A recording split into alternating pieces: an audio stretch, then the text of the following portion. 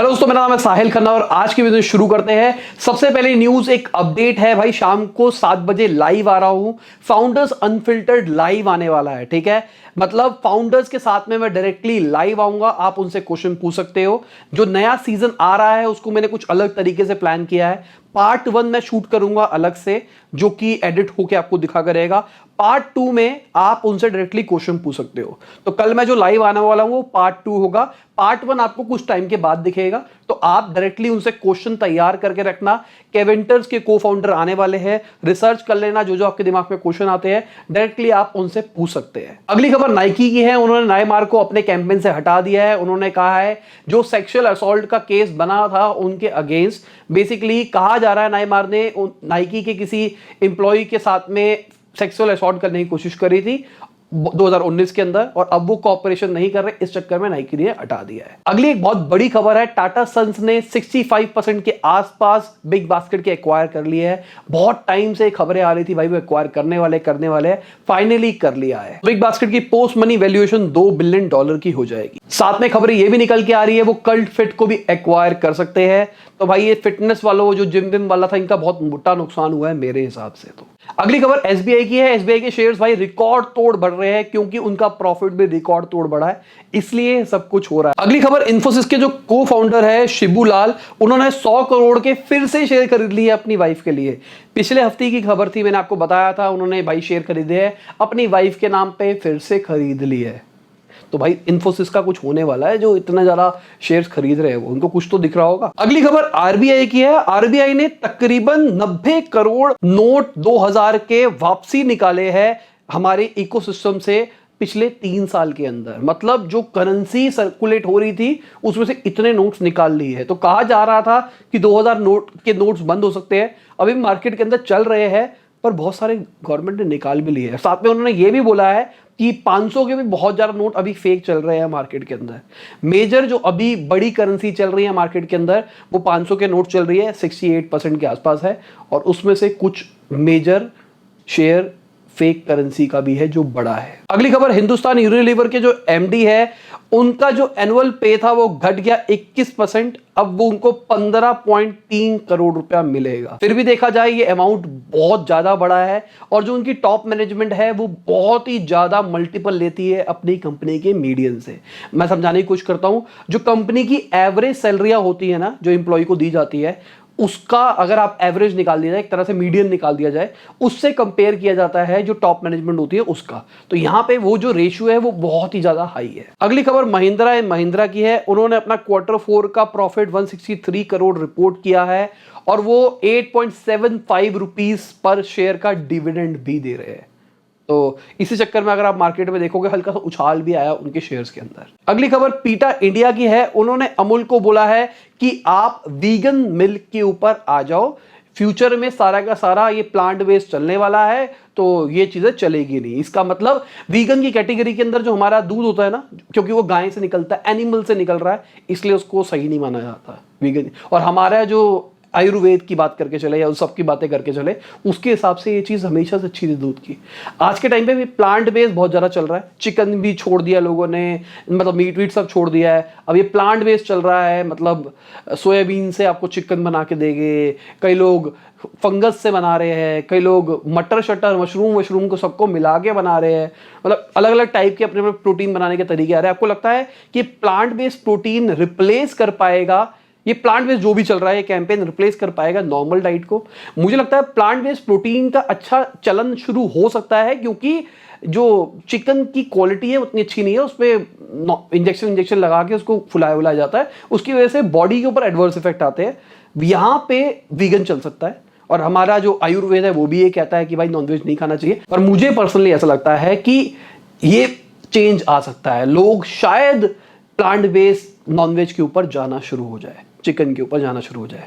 आप बताओ आपको क्या लगता है फ्यूचर? मैं भी कोई ट्राई कर रहा हूं, कोई ऐसा कोई फाउंडर मिल जाए फाउंडर्स अनफिल्टर्ड के लिए प्लांट बेस्ड वाला, ताकि उनसे और ज्यादा नॉलेज को हम एक्सट्रैक्ट कर पाए। अगली एक बड़ी मस्त रिपोर्ट है, आरबीआई ने ऐसा बोला है तकरीबन 21% फ्रॉड्स बढ़े हैं प्राइवेट बैंक्स के अंदर 2020-21 के अंदर, और देखा जाए तो पब्लिक सेक्टर बैंक्स के अंदर ये चीजें घटी है। मतलब फ्रॉड नहीं हुए है, लोन दिया ही नहीं उन्होंने तो फ्रॉड क्यों हो गए? प्राइवेट वालों को पीछे से पैसा मिल रहा था बैक किया हुआ, वो कह रहा भाई लूटो, तुम सबके सब लूटो। प्राइवेट ने बहुत दिया, गवर्नमेंट ने कम दिया। आपको क्या लगता है? नीचे एक मिनट में कमेंट में ईमानदारी से जिन्होंने ट्राई किया था वो बता देना। अगली खबर रिलायंस इंडस्ट्रीज की है भाई, उनके शेयर्स बढ़े। ओवरऑल देखा जाए तो पूरे हफ्ते में मार्केट बढ़ती हुई दिखाई दे रही है कुछ टाइम से, और ये बढ़ती हुई क्यों दिखाई दी है? क्योंकि केसेस कम हो रहे हैं और सबको ऑप्टिमिस्टिक लग रहा है कि भाई अब सही हो जाएगा, सबको सही हो जाएगा। यही चलता है, अब यही चलेगा, सबको लगेगा सही हो रहा है, सही हो रहा है, फिर अगली वेव आ जाएगी, फिर अगली वेव आ जाएगी, और यही चलता रहेगा जब तक सब वैक्सीनेट नहीं होंगे ढंग से। तो अगली रिपोर्ट एक चौंकाने वाली है, मतलब मेरे लिए पर्सनली वो शॉकर था, मुझे को नहीं पता आप लोगों को पहले से पता है या नहीं पता। 85% जो बायर है दिल्ली एनसीआर के अंदर, उन्होंने अपना पहला घर खरीदा है ये पेंडेमिक के बीच में। और अगर हम मुंबई की बात करके चलते हैं तो वहां पे 65% जो बायर्स है उन्होंने अपने घर को बढ़ाया है, मतलब उनके पास जैसे 2 कमरे का था उन्होंने 3 को किया है। तो वहां पे ऐसा हुआ है इंडिया के अंदर, दिल्ली के अंदर लोगों ने नए घर लिए। मेरे लिए शॉकर था, और मुझे पर्सनली अभी भी ये लग रहा था कि लॉकडाउन के अंदर लोगों ने घर ही नहीं लिया, लोगों को टेंशन थी भाई, पैसा सेव कर रहे थे, घर वर नहीं लेना भाई, जिंदगी बस बचा लो। और यहाँ पे लोग घर भी लिए, और वो भी फर्स्ट टाइम वाले घर लिए, मतलब अपनी पहली की सारी सेविंग उन्होंने घर में डाली है। क्या उनमें से आप भी हो? Comment below. अगली खबर यूबीएस की है, उन्होंने ये बोला है कि सेकेंड वेव की पीक आ गई है, पर इसका उतना बड़ा इंपैक्ट नहीं आया हमारी इकोनॉमी के ऊपर। आरबीआई का भी यही कहना है कि भाई फर्स्ट वेव से जो गंदा कांड हुआ था, सेकेंड वेव से उतना बुरा नहीं हुआ है, फिर भी अनसर्टेनिटी अभी भी लगी हुई है, मतलब कुछ पता नहीं है ना थर्ड वेव आएगी नहीं आएगी, इसलिए सब रुक के चल रहे हैं। तो मेरे को तो पता नहीं है, आंकड़ों की अगर बात ना करके अगर मैं देखूं, रियलिटी की बात करके चलूं, तो मेरे हिसाब से तो सिचुएशन खराब हुई है, पिछले साल से ज्यादा खराब हुई है इस बार। क्योंकि मैं बिजनेस वाला हूं, मेरे को पता है कितने सारे बिजनेसेस का हुआ। रीजन इसका एक ये भी हो सकता है कि बहुत सारे बिजनेसेस के बंदे चले गए, तो उनके पास आगे रिपोर्ट करने का ये सारा आंकड़ा नहीं है। तो पता नहीं, मेरे को पर्सनली ऐसा लगता है मेरे नेटवर्क के अंदर लोगों का बुरा हाल हुआ है। एक सर्वे के हिसाब से 59% जो स्टार्टअप्स है, एमएसएमईज है, वो बंद हो गई, या उन्होंने अपने आप को स्केल डाउन कर लिया, या उन्होंने अपने आप को बेच दिया इस सिचुएशन के अंदर। और अगर क्रिसल्स की बात करके चलते हैं तो उन्होंने बोला है कि इन्फ्लेशन का भी भाई दर बढ़ रहा है, इन्फ्लेशन भी बढ़ सकता है। और इसके बीच में अगर देखा जाए तो पेटीएम भाई अपना आईपीओ निकाल सकता है, कहा जा रहा है $3 बिलियन का वो आईपीओ हो सकता है।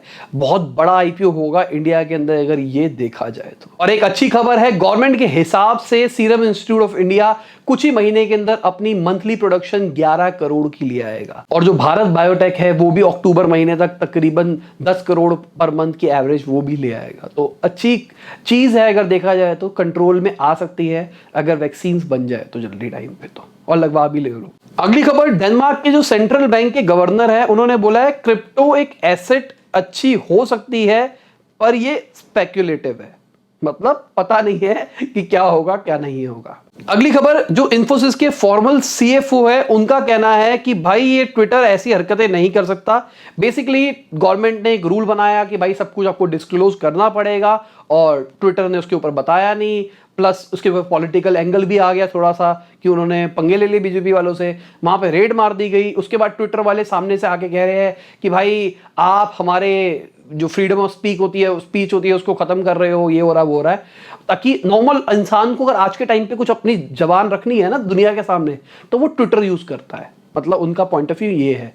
पर यहां पे उन्होंने बोला कि भाई ऐसा कुछ नहीं है कि अगर बेसिकली देखो, मैं भी ये बात मानता हूं कि आजकल के टाइम पे हमने ना इंटरनेशनल कंपनियों को बहुत ही ज्यादा लेवरेज दे दी है। चाहे व्हाट्सएप की बात करके चलो, उन्होंने व्हाट्सएप के बारे में बोला है, व्हाट्सएप ने केस कर दिया हमारी गवर्नमेंट के ऊपर, कहा कि भाई आप प्राइवेसी के ऊपर ये कर रहे हो वो कर रहे हो। अरे भाई वो भी तो डेटा हमारा सारा का सारा यूज करते हैं। मैं मार्केटर हूं, मुझे पता है फेसबुक के बाद आपका क्या क्या डेटा होता है, ऐड चलाने के लिए हम क्या क्या यूज कर सकते हैं, किस तरीके से आपके साथ रीटारगेटिंग कर सकते हैं। और अगर व्हाट्सएप के साथ में वो चीज इंटीग्रेट हो जाए, इंस्टाग्राम के साथ पहले से इंटीग्रेट है, कितना जबरदस्त तरीके से मार्केटिंग कर सकते हैं, क्या वो गलत चीज नहीं है? और इनका डेटा अगर लीक हो जाता तो वो गलत चीज नहीं है? क्यों ना इस डेटा को हमारे देश के अंदर ही स्टोर किया जाए, इसके ऊपर भी तो बात होनी चाहिए ना। फ्रीडम ऑफ स्पीच के बारे में देखो, सिंपल सी बात, ठीक है ये चीज गलत है कि आप कंपनीज के ऊपर रिस्ट्रिक्शन लगा रहे हो कि आप उनको कह रहे हो ऐसे ऐसे करो, पर मेरे हिसाब से एक डेटा सिक्योरिटी का भी क्लॉज लाना चाहिए बहुत सॉलिड वाला। अगर किसी कंपनी को डेटा स्टोर करना है तो इंडियन सर्वर में स्टोर करेगा, बाहर नहीं करेगा अगर इंडिया में काम कर रहा है तो। ये भी रूल होने चाहिए। तो चलिए अब क्रिप्टो में वापसी आते हैं। बिलियनियर जो कार्ल है उनका कहना है कि वो बहुत ही बढ़िया इन्वेस्टमेंट करने वाले हैं क्रिप्टो के अंदर। उन्होंने कहा है तकरीबन वो $1.5 बिलियन इन्वेस्ट कर सकते हैं क्रिप्टो के अंदर। मार्केट अभी भी नीचे की तरफ जाती हुई दिखाई दे रही है, बीच में थोड़ी सी रिकवरी आती हुई लग रही थी, अब मार्केट फिर से वही स्टैग्नेंट हो गई है। देखते हैं क्या होता है मार्केट का हाल। और दुबई ने भी अपनी क्रिप्टो करेंसी निकाल दी है, दुबई कॉइन उसका नाम है। 1000% राइज आया उसका एक दिन के अंदर, तकरीबन $0.17 पे थी वो और $1.13 पे वो पहुंच गई। अगली खबर उदय कोटक जी की है। उन्होंने एक बहुत ही बढ़िया चीज बोली है जिसको मैं कुछ हफ्तों से बोल रहा हूं कि गवर्नमेंट के पास टाइम आ गया है, इस टाइम पे गवर्नमेंट को प्रिंट करना पड़ेगा पैसों को, ताकि हमारे देश के अंदर वो पैसा थोड़ा सा बांट पाए। बहुत सारे लोगों को पैसों की जरूरत है। हाँ, इन्फ्लेशन बढ़ जाएगा, इससे बहुत कुछ हो जाएगा। इकोनॉमिकली मैं गलत बोल सकता हूँ, मुझे इकोनॉमिक की समझ नहीं है, पर इनको तो समझ है। ये तो कुछ तो सोच समझ के बोल रहे हो गए। मतलब आप लोगों, जो लोग फालतू बोलते हैं, मैंने कई बार, मतलब 3-4 बार बोली है वाली बात कि मेरे हिसाब से गवर्नमेंट को प्रिंट करना चाहिए, थोड़ी सी हेल्प करनी चाहिए। हर बंदे ने बोला भाई तेरे को इकोनॉमी की समझ नहीं है, इनको तो समझ है ना, ये बोल रहे हैं वाली बात। मुझे भी पर्सनली ऐसा ही लगता है कि गवर्नमेंट को अब इस टाइम पे कुछ कर देना चाहिए, क्योंकि हमारी जीडीपी के अगर रेशियो के कंपैरिजन में देखा जाए तो हमने उतना ज़्यादा पैसा नहीं बांटा है जो बाकी देशों के कंपैरिजन में भी अगर देखा जाए तो। हाँ, नुकसान इससे सबको होने वाला है। मतलब पैसा मुझे नहीं मिलेगा, पैसा आप में से भी बहुत सारे लोगों को नहीं मिलेगा। पैसा शायद उन लोगों को मिलेगा जिनको जेन्युइनली शायद उस पैसों की बहुत ज़्यादा जरूरत पड़ेगी, उन लोगों को मिलेगा पैसा। पर मिलेगा, इकोसिस्टम सही होगा, पैसा आएगा, ग्रोथ आएगी, सब कुछ ठीक होता चला जाएगा। और खबरें निकल के ये भी आ रही है कि अभी ये लॉकडाउन शॉकडाउन जब खुल जाएगा तो गवर्नमेंट उसके बाद स्टिमुलस पैकेज की अनाउंसमेंट कर सकती है। आरबीआई ने ये भी बोला कि सर्विस सेक्टर कॉन्ट्रैक्ट किया है फाइनेंशियल ईयर 21 के अंदर, और ऐसा नहीं हुआ पहले कभी। अगर मार्केट नीचे भी होती थी, रिसेशन टाइप की चीजें होती थी, सर्विस सेक्टर उतना ज्यादा हाल नहीं बुरा होता था। भाई सिनेमा हॉल का हाल क्या चल रहा है, कोई देखो ना उस साइड पे, सोचो कितना कैपिटल इंटेंसिव बिजनेस होता है वो, इतना बड़ा एरिया, सब कुछ, मॉल्स के अंदर दुकानें हैं, उनका क्या चल रहा है। हम ठीक है, गरीबों के बारे में हम सोचते हैं, गरीबों के बारे में बात करते हैं, पर ये लोग भी तो है ना यार। और आप ये मत मान के चलो जिस बंदे ने मॉल में दुकान खोल रखी है वो खरबोपति था। बहुत सारे मोटी मोटी दुकान, बड़ी बड़ी दुकानें वाले थे ना, जिनको 8-8, 10-10 लाख रुपए रेंट देना पड़ता था, उनका हाल आपको नहीं पता कि क्या है। उनके पास इतनी सेविंग नहीं होती थी, इतने बड़े मार्जिन पे ऑपरेट नहीं करते थे, उनके खर्चे भी पूरे पूरे होते थे। वो चीज़ें शायद अभी बहुत सारे लोगों को नहीं समझ में आएगी क्योंकि उन्होंने रियलिटी नहीं देखी। अभी आप दूर से सारी पिक्चरें देखते हो कि कोई बंदा 5 लाख रुपए महीना कमा रहा है, भाई 5 लाख कमा रहा है, उसके खर्चे भी उस हिसाब से होते हैं। अगली खबर यूएस से है। भाई यूएस के सेनेटर ने बोला है कि अमेजॉन और एमजीएम की डील मत होने दो।